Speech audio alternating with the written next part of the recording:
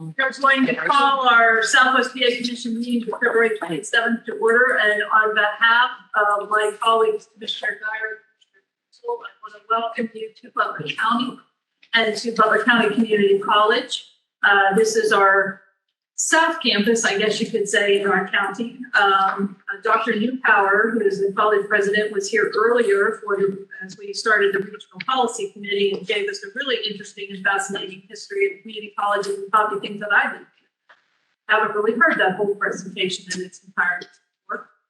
So it was quite interesting, and we're happy to be able to host and under the circumstances that our great team at SPC is currently homeless. So if you would like to leave contributions to them on the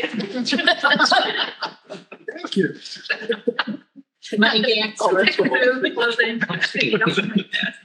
Just don't leave with furniture because Dr. Newpower might not like that. That said, we welcome you and hope that, I'm sorry we couldn't do better on the weather. We had to drive in the rain, but we're really excited to see the turnout being the thing that we're on tour here. We're on the road. So thank you for all the things in person. It's just nice to see a room full of faces because it's been a while, I think, since we've seen the room of people in the room. So glad to have you here. Special welcome today to the acting director for District 11, Jason Zhang. Welcome. Glad to have you here and actually excited about the news with our esteemed director. And does someone want to share that in case anybody doesn't? Absolutely.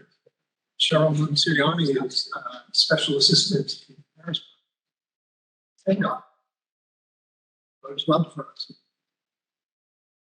Pretty thrilled with all the various assignments that have been happening in Harrisburg. I think those the city Western PA is well represented.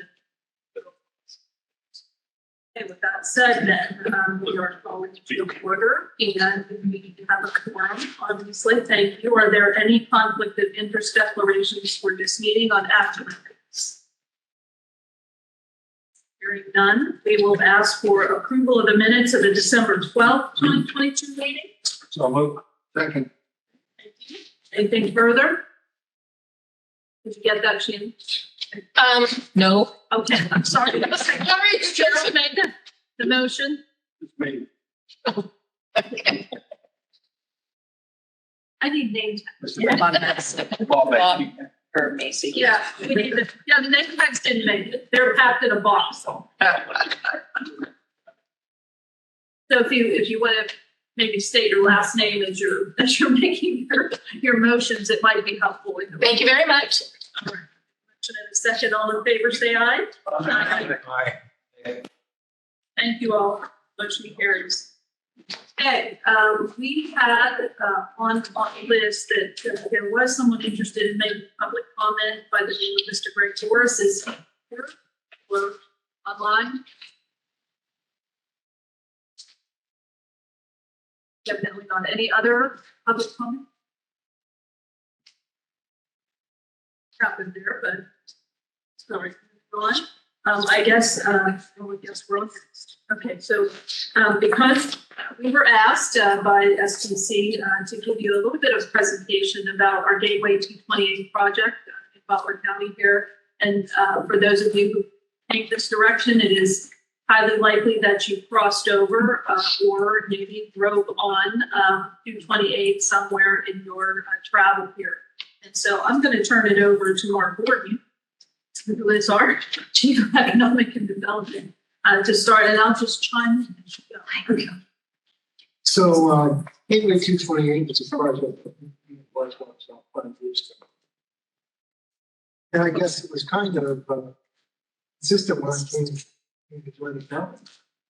And one of the things I heard was, we've tried for over 40 years to try to advance this particular project. And it never really been that successful. When we look back at it, we were doing it all wrong. We were doing it this real classical way of, hey, we'll go work at getting it on the tip. But as you'll see, it's financially, it's a monster. And so trying to advance it on the tip just never worked. So thank heavens we had a chance. The commissioners were in Washington, D.C. at the time, and they heard a presentation on the build grant.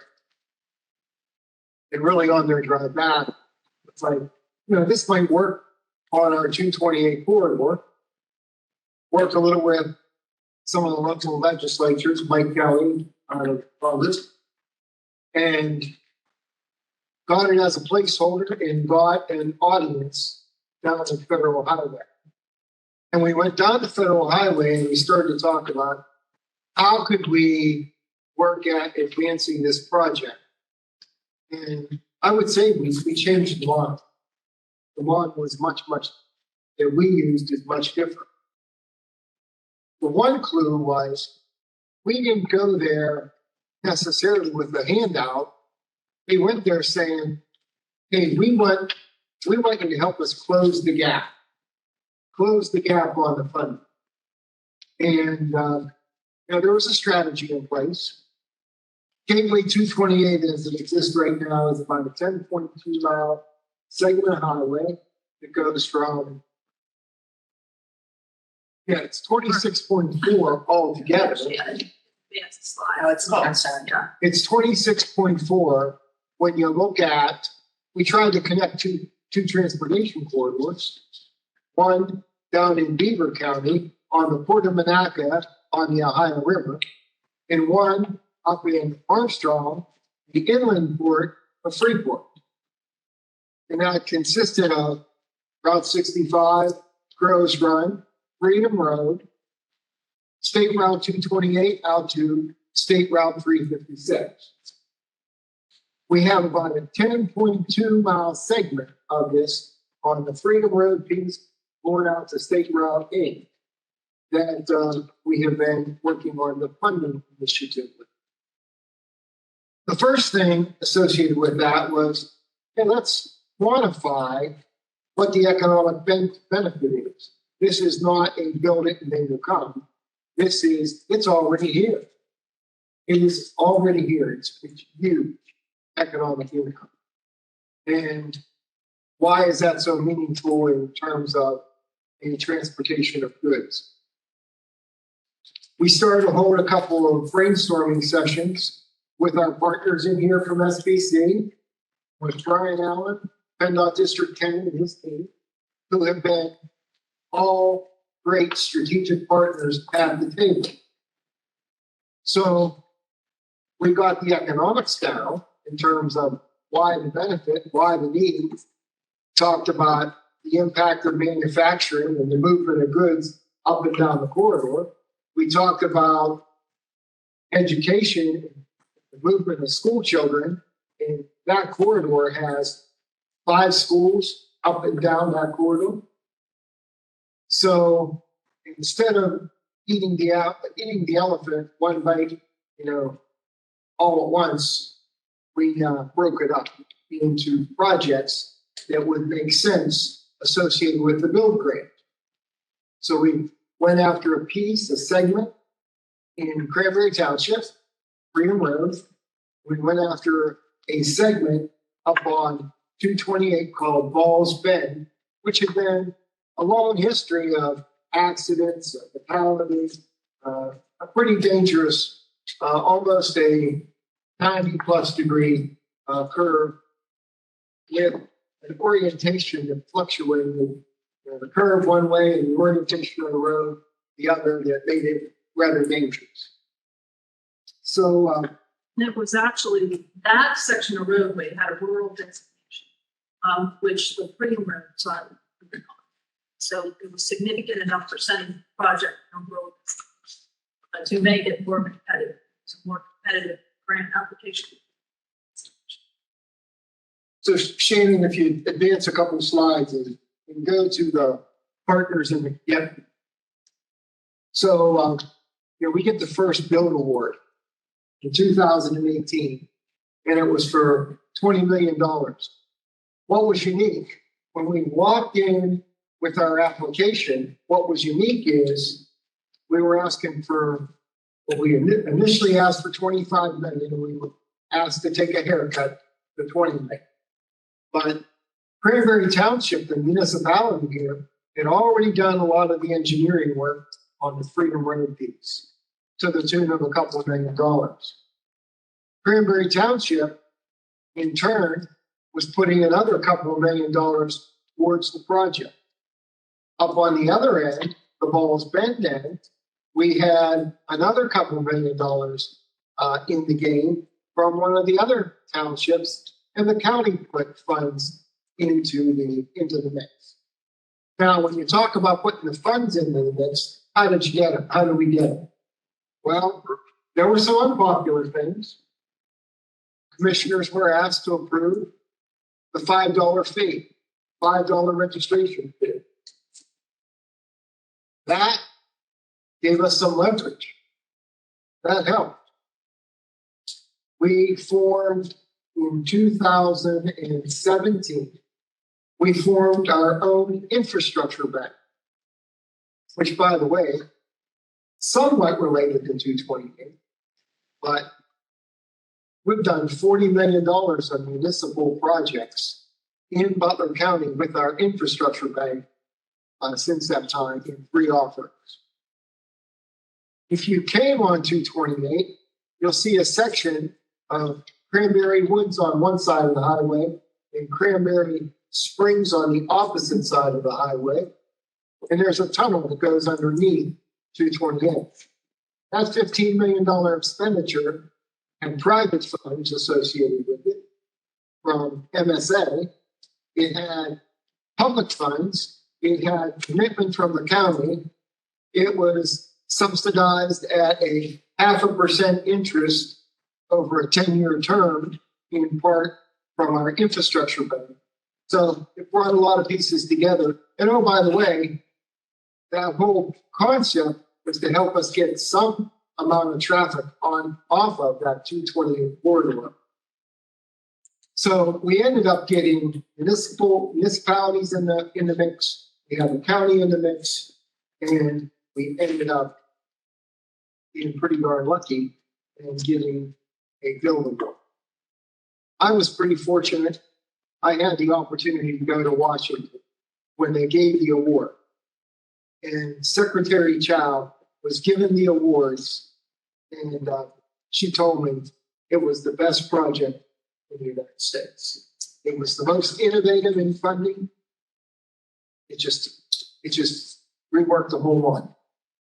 We were looking to close the gap.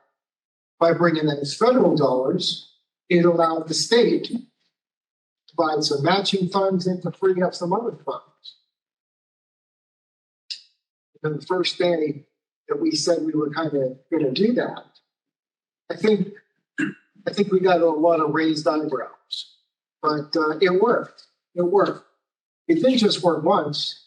We turned around 2 years later, and we went after another $25 million build award. When Brian and his team is done with that whole 10.2 mile corridor, we have one segment that remains. It's a pretty darn expensive segment. It's called the Mars Railroad Bridge West.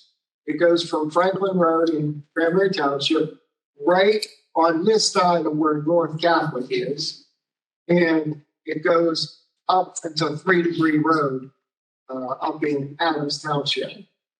That particular stretch is probably somewhere in the neighborhood of $120 to $140 million.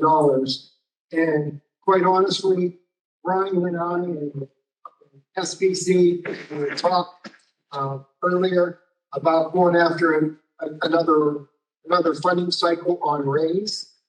And one of the things that we were seeing right now, PennDOT is seeing right now, is where you have these contractors in multi-year projects. They don't know how to estimate. And so it's causing the estimates to go way out the top end. So we thought we need to get a little more stability before we go for the next phase to finish off the project. That $120 to $140 million initiative would be a pretty tall order. You know, altogether, when you look at Cranberry, not counting the engineering, probably has $6 million right now into the efforts. Municipalities of Middlesex Township have $2 million contributed. Municipalities of Adams Township have a couple $1 million towards the project. The county has substantial funds towards the project, and the state has substantial funds towards the project. But it's what we, it's really the secret to getting over the hurdle. We're kind of going to back up just one moment, because I thought it'd be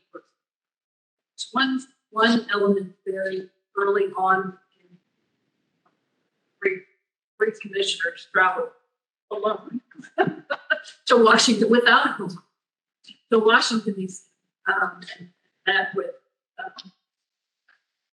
FDA, and we had literally 30 minutes. We had to be able to deliver a message in 30 minutes with our map and our plan. And I think that was before we even had a consultant in play. And so it was, I think it was important for them to see, you know, a cohesive message at that time and a thought about, you know, how we would move forward and what we were willing to put on the table at that point in order to get this done, and what our willingness was to take it in, which they made pretty, I think that it, so just backing that up. And then I think if you go to the next slide, Shannon, I think it's one after that, or who's controlling? I am, Margaret. Margaret. No worries. I think the world revolves around Shannon. We all. This is the big piece that I think made a huge difference is looking at the amount of freight and the economic impact of that corridor in general. We spent a lot of time, as Mark indicated, trying to highlight as a part of this effort. So gathering that information, and I go back to a couple of projects that SBC has done when we gathered information on economic impact and what we do and how important that is. And I think that was important to highlight this process. And if I had to, give somebody advice going forward, that would be know what those numbers are, understand it, and be able to highlight them. I think it made a difference, and the information that SBC had collected in some of those other studies. We've been able to subsequently use in many of our presentations about financial return on investment. We gathered that information, provided that. So, $28 billion in GDP, along that quarter. 93% of all truck traffic excludes, a little bit, a quarter of a mile from where we sit right now. Interesting statistic. I-79, I-76, State Route 228, State Route 19, where they all intersect. You reach 52% of U.S. population in a one-day drive. So it's pretty impressive. And we talked about the MSA Freeway, which was that it triggered other investments on this corridor. That was the other private investment project. Quickly, this is just kind of the update of where we stand now. The construction wrapping up on the street and road segment. Construction underway on Bend through 2023. Bill 2, prepping up to start. It's right there. With utility relocation starting this week and the right-of-way plan acquisition being underway, that will be another 24-month construction. This is really the future and the last segment that we'll have to continue to work toward. And Mark, that's a 3.25 mile stretch that is referred to as Mars Road West from 228 Franklin Road to Pittsburgh Street. And again, if you look at the numbers, you may not be able to see this, section one cost, we split this into two projects. One would be 42 million, 42.5 million, another 74.2. So you see about 117 billion overall, which is why we have asked pretty simply to consider how we might break this down into sections and segments as opposed. It's challenging for any number of reasons to do that, but we are, you might well imagine, we're working this quarter from the outside industry. So. Assuming that with the $24 million last piece, we're talking $379 million expenditure.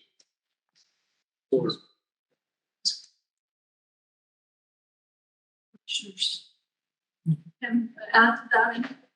I would just mention that when the time we went to DC and met with Federal Highway, at that point in time, we had not implemented the $5 vehicle registration fee. But when we left that meeting, we obviously understood and recognized that we needed to, and something part of our strategy was exhausting every option we had to put on the table so that they could not refute our application. We made it as competitive as possible. And by doing that, we knew that we were going to have to make that tough decision of implementing the fee and create the narrative, create the buy-in, and propel the application forward. So It took us 2 runs to get there. try to share that bigger vision, that picture vision with our public constituents, and do it in a way that was fiscally responsible to them as well. Just that $5 fee, I know several counties implemented because of the public perceptions of what that was, and so on. So we did move on back out in a different way and landed better than the person. So that and sticking together as a group, as Leslie mentioned earlier, going in front of us with a plan. And politics is in everything we do, and so going to the Republican federal highway or the Democratic governor in our state, you play both sides of that game and you get them to come to the middle where they should have been. I think that's part of it. The other thing that didn't really hurt us was taking in the factor of the safety aspect of that. I believe we had 2 school bus rollovers on that road within a short period of time. One of them was while we were at DC, and I went down to the lobby and printed it off and handed it out as we walked around. So I think that's important to note that, we have a growing school district, the safety factor, the population, the students, all of that plays into the factor of why we were investing in school. There's a couple other additional things. The only last thing I'll mention, Leslie, is that, in the past, there's always been a mindset with the townships where that road passes through 2 townships, where township supervisors say, well, that's a state road. And so they don't do anything. It's hands off for them. They're not going to do anything. They're not going to invest in it. They're not going to improve upon it because they believe that falls under the realm of the state. And so what happened as a result was 45 years went by where nothing was done to that road, in a sense, where as far as great improvements or major improvements. And so that road started, what happened was the growth started, narrowing the gap of that road, so to speak, because the growth was being approved by the townships, yet they weren't investing in the improvements that were needed to support that growth and development. And so that's why the road has become so expensive, is because you have already established right-of-ways and utilities in place. And to move those to accommodate expansion is costly. And then finally, I think we all know work with people is all about relationships. I think in Bill 1, out to say, Secretary of the Church to us process.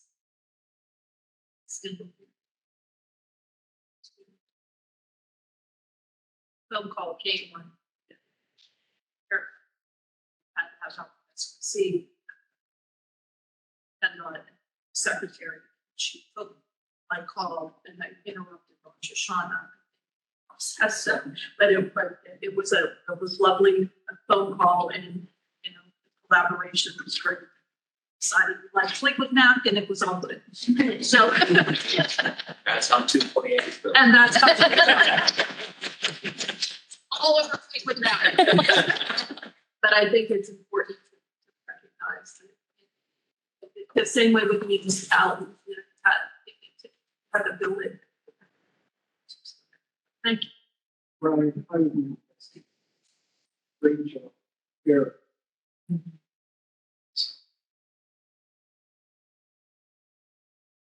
So thanks to, once again, to the commission for their assistance as we move through this. And as I looked at other corridors throughout the region, I see no reason why that can't be done. See, watch some of the things happen in some other places that, I talked a lot about Green County and some of the initiatives down there. So others will be able to follow that, make that work for them. See that happen. No. What's that? Right? I think they're being a little bit humble also. I know they're talking about what happened and everything. Honestly, we could not have built this without the county commissioners being in lockstep and going after that money. Our district and District 10, Mark mentioned $120 to $140 million just for the next section. That's what we get for an entire year's levy for our entire portfolio. We started actual hard engineering on the job in early 2000s, and we just couldn't get there. Just wasn't supported by what we could do ourselves. So again, with the commissioner being in lockstep, building those relationships and putting some money into it, made this happen. So I just can't say enough for what they did because I don't know if it would still be here yet without their leadership. Just want to make sure you got some kudos back to what you did because we put that with.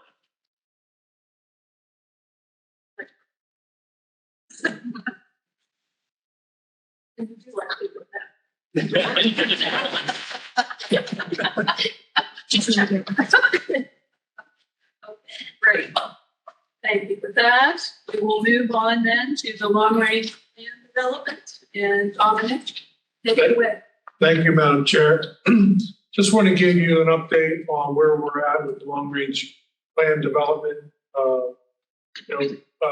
We're doing an update of the previous long range plan. It's not a complete makeover, but we think a lot of the visions, goals, and strategies that were in that previous plan are still relevant. And so we're just doing an update with the updated project lists and so forth. Taking you through sort of these bullet points. The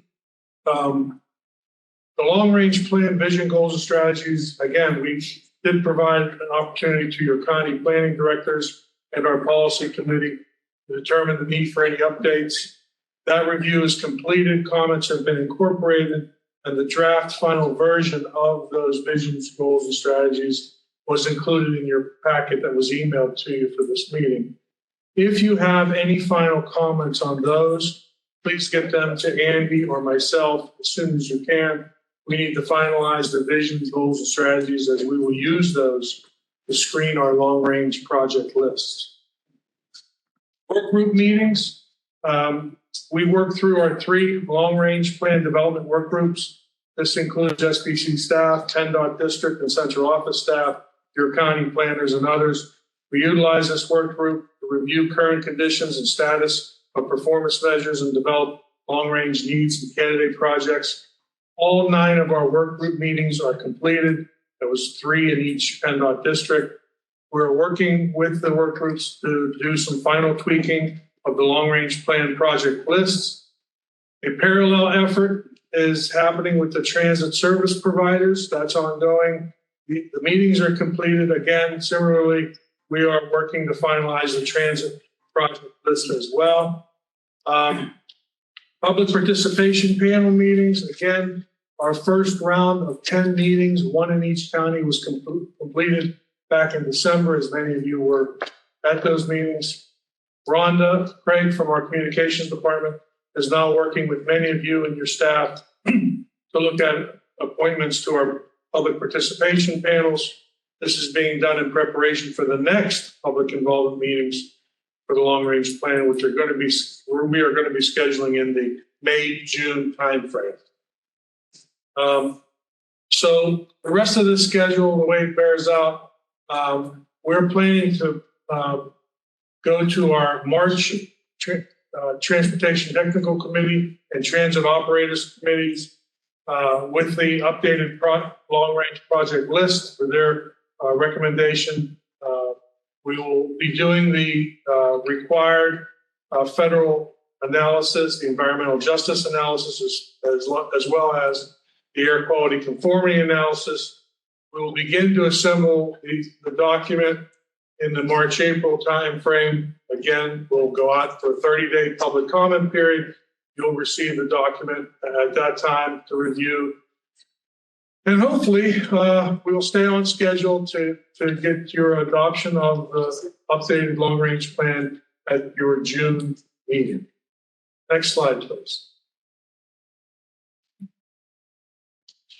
So here are the focus areas being discussed for investment in the fiscally constrained long-range plan. Asset management and safety continue to be key focus areas for the region. With additional federal funds for bridges under IIJA, we expect to have a significant number of bridges listed in the long-range plan. Regionally, 14% of our bridges are in poor condition and 55% are only in fair condition. So there's still work to be done in the bridge area. You can see several other focus areas listed here. The process is collaborative and consensus driven in order to come to a draft version of the fiscally constrained project list. Next slide, please. The long-range plan is a long-term view of the transportation investments in the SPC region out to year 2050. Within this time frame, a conservative estimate of the revenue that is reasonably expected to be available is developed. Projects put on the plan cannot exceed this amount in what's referred to as fiscal constraint. The time frame is broken into three stages, and funds are assigned to each stage.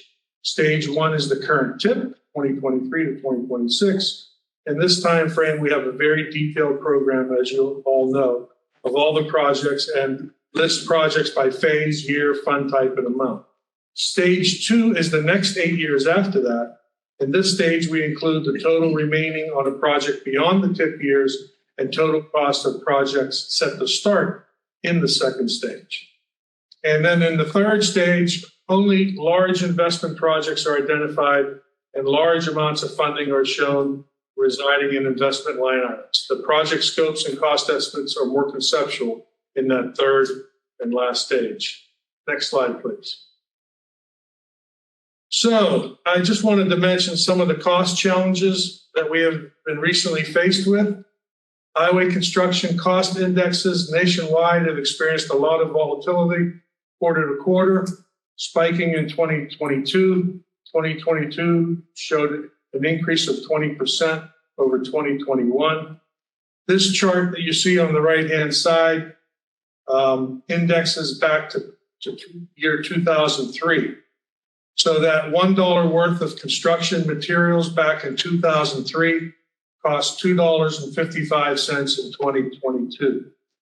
So when you consider inflation, supply chain delays, workforce issues, et cetera, you start to see reflected in bids received by PennDOT. These are just three bridge examples. And Jason, I didn't mean to just highlight the District 11 bids up there. But these are just three examples. I mean, this issue is region-wide. It's throughout all three districts. And these are just three examples I'm showing on the left part of this slide. We're receiving bids much higher than the engineer's estimates, and the estimators are going to have to adjust as well. So, next slide, please. So, Next slide. I'm trying. Okay, thank you, Margaret. So left side chart. These are rates that we're making assumptions on in our long-range plan. The last long-range plan used 2% federal revenue growth. Under current conditions, 2% is at best an upper bound on future federal revenue growth after IIJA expires. We really don't know. And keep in mind, the left side of the page there, we get to take a look at these every 2 years with the TIP and every 4 years with the long-range plan. PennDOT has projected 0% revenue growth in federal funds in the second and third 4 years of their TYP. So acknowledging the impact of new funding, the potential difficulty of sustaining increases in the level of funding, and desire to be more consistent with PennDOT projections, SBC planners are assuming a 1% revenue growth rate in available federal formula funds for our long-range plan. Inflation rate. The last long-range plan, which was pre-pandemic, we used a 2% inflation rate under current conditions, and based on that look at that last slide, 2% is considered low. Inflation rates spent most of the decade under 2%. The consumption expenditure index rate until the pandemic, where after initially dipping, rates soared past 2% in March of 2021 and exceeded 5% in December of 2021. Consensus of the TIP, the long-range plan work group, members in each district in October leaned towards treating the current inflation environment as a temporary spike, which will level off considering the long-term nature of our long-range plan. For all stages of the draft long-range plan that we're working on, a year of expenditure, 3% inflation is applied to the project cost estimates provided. Moving forward, as I said, we'll pay close attention to the issue of inflation and year of expenditure estimates in the upcoming guidance that we'll be receiving from central office this summer. This will allow for revisiting of these rates. On the right-hand side, I just wanted to give you an idea of how the overall dollars are shaping up for the draft long-range plan. In stage 2 there for bridge investment, we have about $1.5 billion in roadway operations and safety. We have about $1.2 billion in stage 2 in terms of projecting the total dollars. And in stage 3, you continue that bridge investment, but we hope to be caught up a little bit better on bridges when you start to talk about 2035 to 2050. And so, that allows us to sort of project more monies for roadway operations and safety. You can see from stage 2 is 8 years, stage 3 is 15 years, but you almost see we're hoping to almost triple the roadway operations and safety investment in the stage 3 years. So with that, I will take any questions. Questions for Colin? Questions out there? Quiet is the day. Any crowd is on. Thank you. Thank you. I'm going to take just a moment right now and back up because I believe that as on the public comment side, Mr. Forster was scheduled to comment went to campus, perhaps. So welcome to back South. Hey, thank you. I'm Greg Boris, and I'm new to the area, and my being lost today just goes to prove that point. I moved here late this summer from South Dakota, where for over 20 years I served on our MPO. So I'm familiar with the work that you do. It's just a different flavor here. When I spoke with this group in October, and when I talked, it was about safety, and that's what I want to talk about a little bit more today. And I've heard that theme in a couple of the comments here today in terms of the long-range transportation plan, in terms of the bus rollovers, very important stuff. In my professional life, a lot of what I did was help develop policy and programs based on data. What does the data tell us? And I come to you today to touch on some regional data on traffic crashes and deaths and to suggest a potential approach to addressing those numbers, reducing those numbers.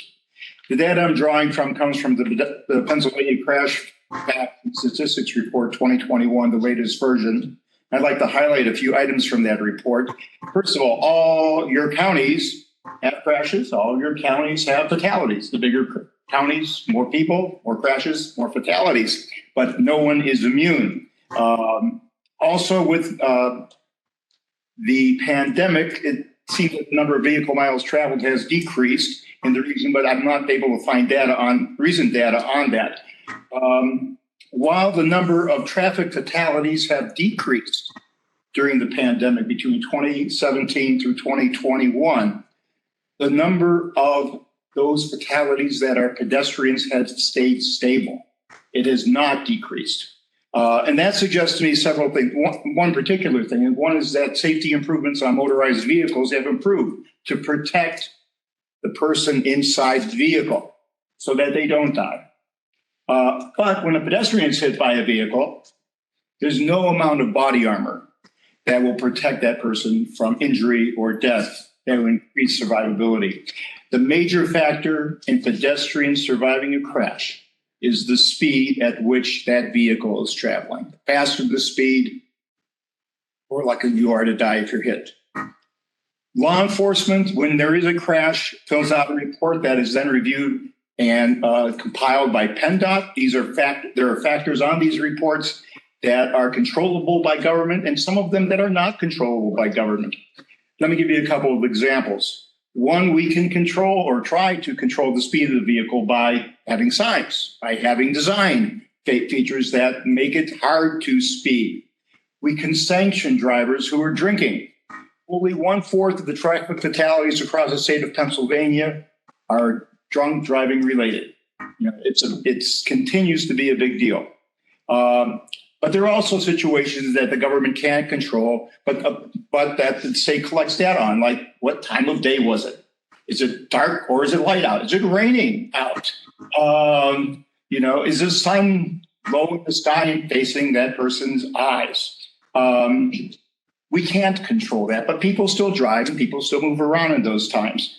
What we can control are things like street design. We can control speed. We control signaling. So what I'm here to suggest to you and encourage you to consider is a deeper dive into the circumstances surrounding crashes. Part of my professional background has been in healthcare. When a bad thing happens to a patient, there's an internal review to look at the contributing factors as to why that bad thing happened. There is certainly patient-borne responsibility. It's not all the system's fault. Patient also has responsibility. But there are also healthcare system factors that come into play. In our litigious society, we try to assign blame to traffic deaths. I've been on juries where they say it was a 50%, 60% driver's fault. What's this side or that side? How do you figure that stuff out? But in the end, I think we need to learn, improve, and reduce traffic crashes and those factors that are associated with those traffic by taking a deeper dive, looking beyond time of day, looking beyond, speed or speed limit. And just a personal story, where I used to live, around the corner from me was an arterial. And one day, a woman of my generation was crossing the arterial in her car and got T-boned and died. The arterial speed limit was 35. Mostly people went 50 because of road design. The traffic report said speed was not a factor. Who knows? Because no one was there. You could do skid marks and all that stuff, but it was hard to tell. Nevertheless, this person died. So what I want to encourage you to do is to look beyond the traditional ways of looking at crashes. There are some initiatives nationwide that are doing that deeper dive. And I've been going to Zoom meetings on that. That's why I'm tired of Zoom. That's why I wanted to be here instead. But there are meetings that are looking deeper dive on how to look at traffic fatalities and crashes so that we can design the roads so that they are safe by design as opposed to be designed for death. Because many of our roads, like where I live in the South Hills, it's US 19 or 19 is right outside my door. And walking on that's not much fun. So I thank you for giving me the opportunity. I thank you for being flexible. Thank you for Shannon for getting this straightened away, making sure I get to the right place. So again, I'll be hanging around. If you have questions, I'd be glad to take them on after your meeting. Thanks again.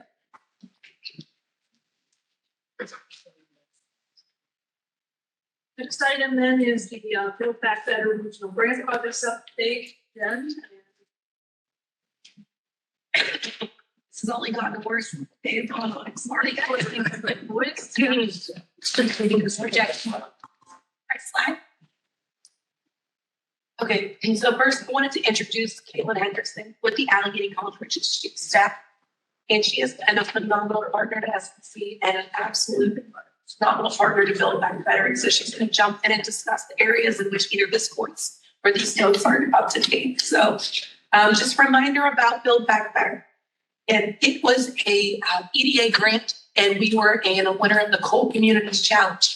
It in itself was Southwestern Pennsylvania New Economy Collaborative.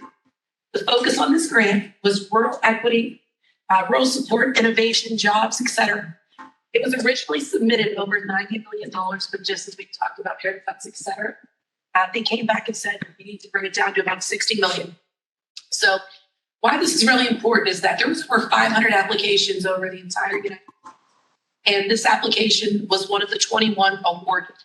And there's 5 individual projects under one grant. And an interesting fact that we learned from EDA is that Project 3 Hour Project is the largest non-construction grant in EDA in the United States currently. So what that means is that's very impressive, but that also means it's a lot of eyes. So we want to make sure that we're doing the best possible job next. So as I mentioned, again, overview-wise, there are 5 individual grants under Build Back Better that we that part of this. The first is Small and Medium Enterprise Robotics Adoption, which is Catalyst Connection. There's a Robotics Manufacturing Hub, which is through ART. There is Expanded Pathways to New Economy Careers, which has PC. And then you have an Applied Robotics Startup Factory Innovation Works with that. The Zoni who is here, we'll talk with her in a little bit. And then we have Expanded Pathways to Entrepreneurship through Innovate Pittsburgh. So ultimately what this all comes down to is regional job creation, training, equity, entrepreneurship, business support, and ultimately cluster growth, and is all a significant area of focus. I'm just yet. No, I'll chime in real quick though. Thanks for letting me join. And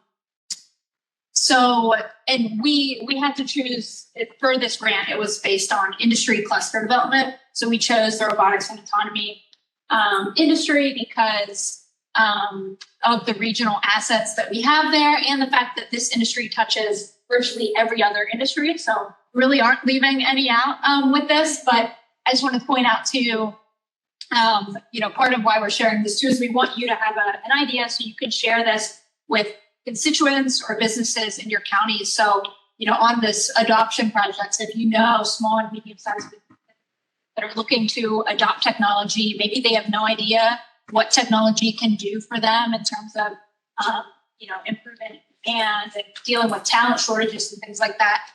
Please just reach out to myself or Catalyst or ARM or Jen, and we can get those businesses connected to those projects and be a part of it. Obviously, yeah, Jen and SBC is leading the upskilling portion, and then we'll hear from Jesse a little bit on the factory. And also I'll mention for Project 5, the entrepreneurship too, like in addition to small and medium-sized businesses, if you have entrepreneurs or startups in your counties, send them our way, send them to Innovation Works and Innovate PGH. We're going to be doing a year-long fellowship program at CMU. And we really want this to be a regional effort. So just as you're talking to people, keep this in mind and share the opportunities with them as they come across. Perfect. And this is huge when we talk about regional collaboration. A lot of entities working together for one solution. So again, you're not sure who to reach out to Caitlin, myself, whomever, will connect you where it needs to go. So the actual, I know this is on the next slide. Okay. So the actual goals and objectives. So Again, expanding training and placement opportunity through certificate apprenticeships, advanced degrees. Want to build a vibrant and robust robotics ecosystem. And so that's going to be outreach, partnership building, and the goal is to keep rooted businesses. Really, really important is that this isn't about supporting business and having them leave to another area. We want to keep our businesses here.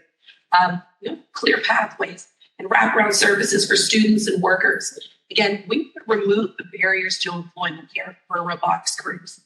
When I talk about the partnership planning meeting that we just held, we hit some really interesting pain areas that when we talk about barriers to employment and barriers to getting into robotics that we thought about, but to hear from all these different partners was incredibly important.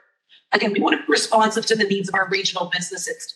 Again, find out what those training needs are, find out what the talent strategies are going to be, and ultimately deliver. And then finally, we want to establish regional training hubs, serve businesses, serve workers, train and retain. Next slide. Okay, very hard to see, but basically, it's because there's 18 partners. As federal grants go, that's a very large number of partners. But basically, what we want you to know is reflected here are your workforce investment boards, your community colleges, all different types of partnerships. If you want to go to the next one, I'll go a little bit more in depth. So roles and responsibilities. So SPC is your project lead. We're going to be your subrecipient monitoring, early coordination, financial and progress reporting to EDA. Then we have the regional economic competitiveness officer who's starting in March 23. Want to talk a little bit about that? Yeah. And first off, I wanted to thank Commissioner Ritchie for serving on the selection committee for that position. Really appreciate that. And then also for serving along with County Executive Richard Sherrill on the governing board that's overseeing this whole initiative.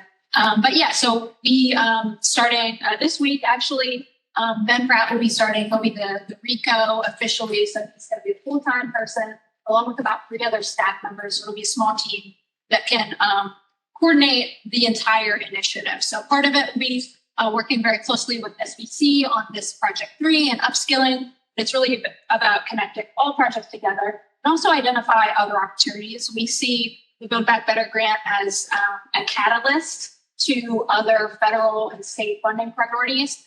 So we want to learn what the gaps are, what else we can build to make sure that this isn't just like a one and done effort and investment. And so higher education is involved. They're going to be expanding industry recognized programming, robotics and autonomy related degrees, facilitating access to focused success for historically excluded population. They're going to establish educator professional development in robotics and autonomy. And then we have your workforce investment boards. They're going to coordinate robotics and autonomy industry partnerships. They're going to also address the talent challenges of local firms. Then we have your industry intermediaries who are going to work with robotics apprenticeships. And then we have what we call ecosystem builders. So people like PRM, they're going to talk about career pathways, connectivities, and best practices. Next. So one thing, this kicked off very, very quickly. And one of the things we hosted an early meeting where we talked about, the financial side of things, the actual kind of the mechanics of the grant. But we held a meeting last week, basically the scope of work partner planning. And this was held 9 to 12 in person. We had most of our partners there. Allegheny Conference hosted space. And again, it was lovely. If you've never been, Stand Street was beautiful. The partners had a chance to share their scopes, but more importantly, what are their plans for success? But also we discussed challenges. We talked about opportunities. We discussed what measurable gains might look like and timelines. EDA, we had a great meeting with EDA to talk about feedback and how this grant is so much different than anything we've had before. So I have a couple EDA grants at SPC, and this one couldn't be any different in how they're looking. They want to know how everybody works together. They want to know how the components meet. What is the grant scope of all of this, and how are people getting jobs quickly? How are partners working together? And ultimately, how is this making everything better for Southwestern Pennsylvania? And so, when we talked about challenges, finding workers came up, bottom line, everybody was a lot further along than what I, to be honest, listening to everybody's scopes, listening to everybody's kind of thought process of what everything was going to look like, very ahead of the game. But we also talked about how partnerships are already forming holistically. For example, CMU's been reviewing curriculum for people like RMU. Their work, CCAC, they were looking at CCAC's curriculum. PRM has been working with Bots IQ to talk about career ways. But what got interesting is when we talked about wraparound services and when we talked about robotics and people's ability to get into that field, something really important was talking about kind of access to this world. A lot of our rural partners, a lot of our equity partners were stating that, you know what, people even get into robotics. It wasn't even a field to discuss. I mean, I'll be really honest with a guidance counselor didn't talk to me about anything remotely STEM related. So it was talking to different types of partners to hear how do we do this. And Steve had talked about how they had, when hosting a class, they started to provide dinner while they were hosting the class because unfortunately, in order to get families and people with kids in there, you have to adjust the mom. And so as we're working with businesses to find out what their needs are, we're also working with the individuals to find out what's the barrier getting them? Is it transportation? Maybe I'm in Green County and I have to attend a class in Beaver County. That's quite a drive. Do you have the transportation? The cost of something like that happens. And so we really talked a lot about wraparound services. We're going to be hosting multiple follow-up meetings, but this is probably partner-wise is going to be a bi-monthly meeting. So we're constantly on track. No, I think that's good. Okay, perfect. And before I transition this over to Jesse, I wanted to talk about one early success story, which is something I want to continue to share with you, especially Project 3 ones. So PRN hosted a discovery day in November 2022. Over 100 organizations came to this event, 55 robotics companies, 45 partners, 4,000 attendants. I don't know the last time you had an event with 4,000 people at it, but that's amazing, especially in a post-COVID world. 1,500 students, and they started to look at some of the LPI and all the different things that came along with that, and they had over 300 businesses with connections made. So really want to talk about anything that we can to really show how this is moving forward. And that's really it for Project 3. And I wanted to now introduce Jessie Mazzoni with Innovation Works, who's going to talk to you a little bit about an ask that she has in regards to spreading the word about open applications for their accelerator program for the robotics sector. Thank you. Thank you, everyone. So my name is Jessie Mazzoni. I'm the program manager with Alpha Lab Gear, our hardware accelerator, and now with the Robotics Factory Accelerator as well. If you're not familiar with Innovation Works, we're a local seed investor. Our goal is to keep businesses in the region and help them grow, specifically tech-related startups. So as part of Project 4, we are kicking off the Robotics Factory. The Robotics Factory is going to consist of 3 different programs. First, we have a program to match industry experts with roboticists. So our first industry-specific summit we're having will be this April. We're bringing in aviation experts with the Pittsburgh Airport, and they're actually sourcing people from all around the world who can speak to different issues in the aviation industry.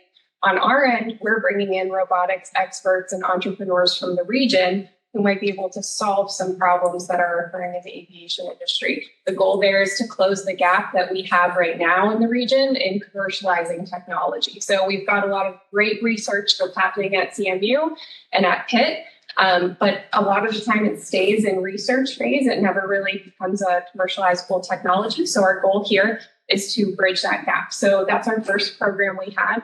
We also have a program to create a robotics prototyping and basic manufacturing stuff to help any of the companies in our region that need some, basic prototyping and maybe small batch manufacturing, just to get them to that first step. That's often a huge barrier for companies when they're first getting started. So that's going to be located in Pittsburgh, but open to everyone in Southwest PA to use. And then, of course, the biggest project that we have going on right now is our accelerator program for robotics companies. It's going to mirror a lot of Innovation Works' existing accelerators. So we already have an accelerator in software for hardware companies and then for life sciences and healthcare companies. So this will be our 4th accelerator. The program is kicking off this June, so it's coming up soon, and our application is currently open. We'll be accepting 6 companies. And again, they need to be startup companies. They can't be like service companies or manufacturers. They need to be a unique tech startup focused company.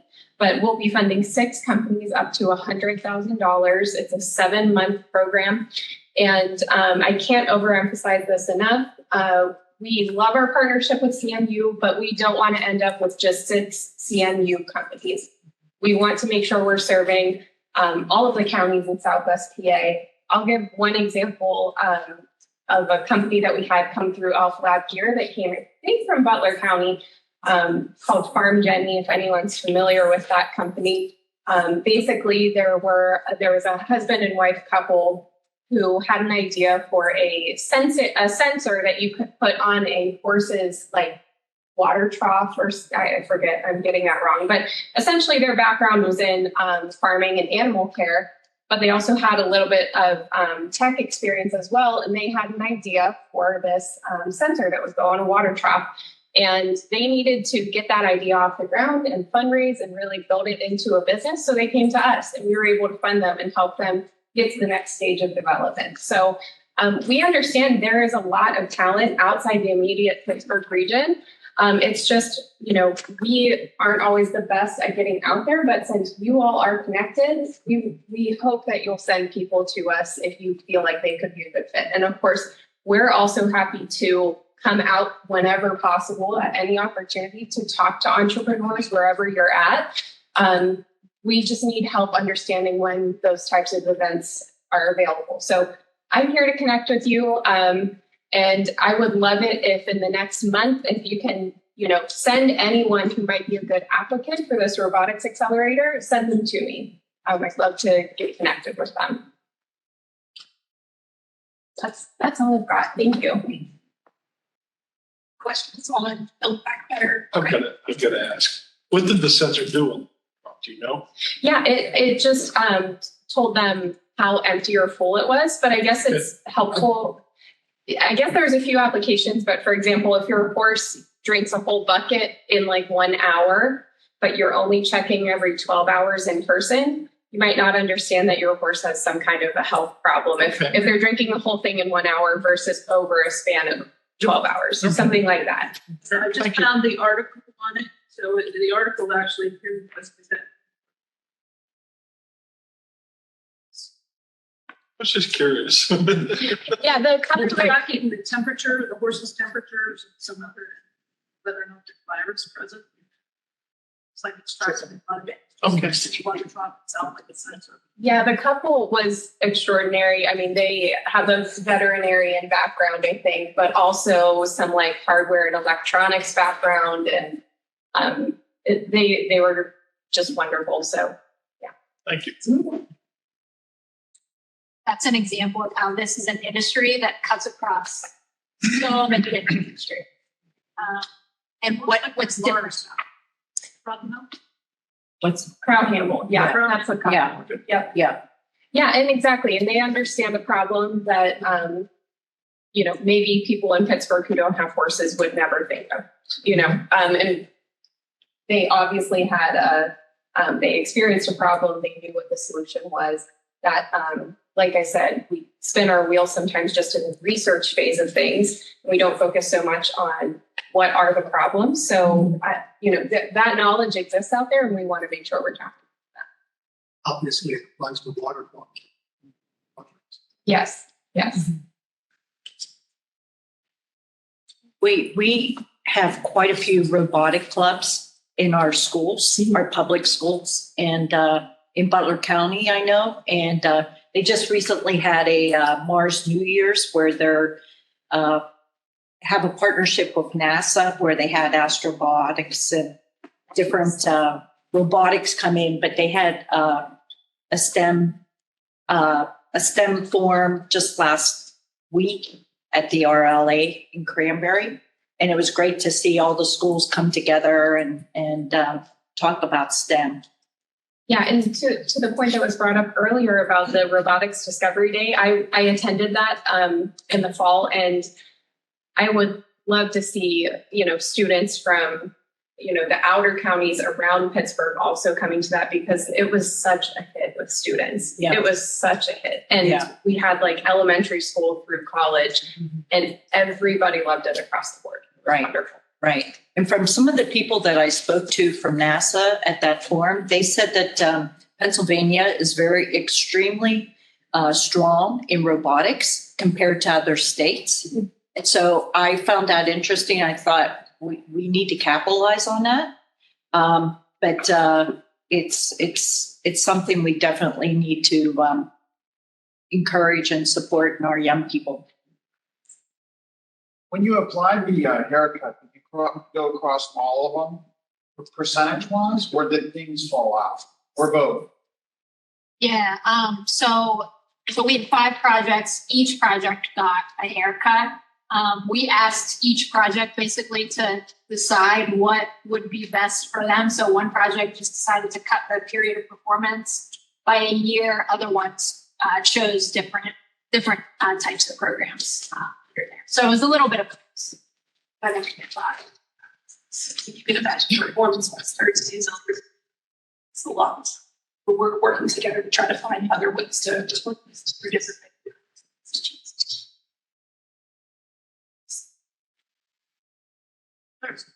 Question. So we talked a little bit earlier about, when an undertaking, this is against a backdrop of broadband expenditure, dollars for infrastructure, sewer, recovery money, and state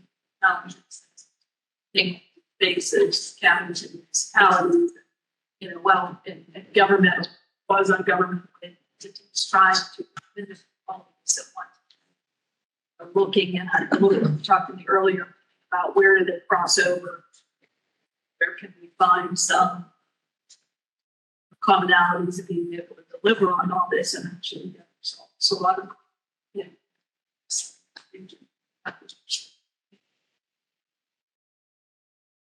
worry about our region right now, and how are we actually going to get so to the extent that we're aware and you keep yourself aware of where those crossovers are in our individual counties of broadband deployment against a backdrop of workforce development, for instance, and robotics and adoption, it's all going to come together. So trying to get people places in terms of infrastructure, how are we going to get them to the places where they need to build what needs to be built?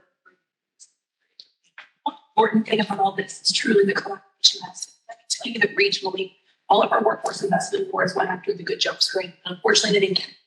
But this is an opportunity, again, for us to build on something. Again, we have all of the regions, workforce investment boards, we have community colleges, we have, that all secondary education as well as all educational needs. So it's an opportunity for us to look at a challenge and really try to do something different.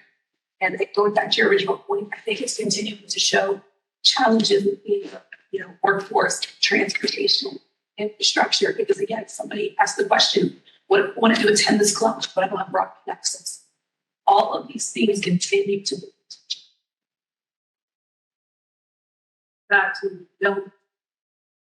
it's not like we have a workforce to improve because I don't know where but that said, those of our manufacturers or robotics have people currently working there. So I think we had to switch focus in some of our programs on retention versus necessarily on recruiting. We don't switch hats. And so I think the upskilling of those who are there, and doing it while they're trying to, even increase the capacity for what they're producing is part of that challenge. So we can't ignore the incumbent workforce that's already present that you're trying to train at the same time, who may be working without a set of skills or education background, but willing partners and excited about robotics and make that happen. And that's what significant portion of this is focused on significant. Any other question? Over to since we're Thank you, Madam Chair. Just one quick thing to share, and I shared it in the executive committee meeting, but our next meeting will be on April 24th, and we're looking for a new venue for the next meeting because we're not sure what these are new offices. As I mentioned earlier, We're looking at April 15th to be in our new offices. We're hoping that that's actually going to work out. I want to specifically thank a couple of people who helped us move out of the old building and are helping us move into the new building. Kirk Brethauer and Mary Grangan have been instrumental in moving us out of the older building and moving us into the new building. Couldn't do it without them. So thank you both very much. I don't know where Mary is. And along the lines of thank yous, I want to thank you, for inviting us here and hosting us and being so hospitable. And what a spread back there. That's a high bar. So thank you so very much. Comes from one of our local cafes here in Zillionople, and I want to thank Mark for making all this happen because you can thank us. But the reality is, Mr. Gordon is one thank Mark Gordon and Shannon O'Connor and Rhonda Craig for the logistics of this meeting. It really has been a very successful meeting, and we could have done it without you. So thank you very much for all the work you put into this. It's fabulous. Thank you so much. Final recognition before closing, because I did it at the last meeting, but so one more time at this meeting. That this team did a remarkable job with the presentation of the Broadband Summit last week. And, again, to the compliments I have heard from a couple of the providers in particular, I don't think she minds if I say that I can tell it Comcast did. See, because I think we left it with a clear picture of, where to head, and what I say, how we dance together on this project, and how we direction, the clear direction in our counties, municipalities about. So I know the work that went into pulling that off, particularly when, but you certainly did a unique job, and maybe you can figure out how to deploy robotics in that next time. But kudos to this team for what you did under with Andy and Dan, and we'll beat up Dan later for leaving us that last week. We have sounds like good news coming with. So again, thank you all.